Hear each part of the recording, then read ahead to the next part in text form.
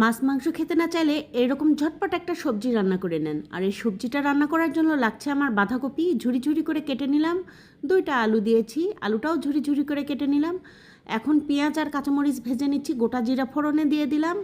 আর গোটা জিরা ফোড়নে দেওয়ার পর দিলাম 2টা সাদা এলাচ 2টা থেতো করে নিয়েছি, একটা তেজপাতা দিয়েছি আর 2 টুকরা দারচিনি দিয়েছি। দিয়ে সব কিছু ভেজে নিয়ে যখন পেঁয়াজটা একটু লাল লাল হতে শুরু করেছে তখন সবজিগুলো দিয়ে দিলাম।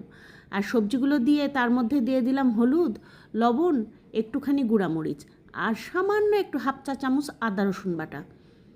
সবগুলো একসঙ্গে দিয়ে 1 কাপ পানি দিয়ে সুন্দর করে মিশিয়ে দিয়ে ঢাকনা দিয়ে ঢেকে রাখলাম।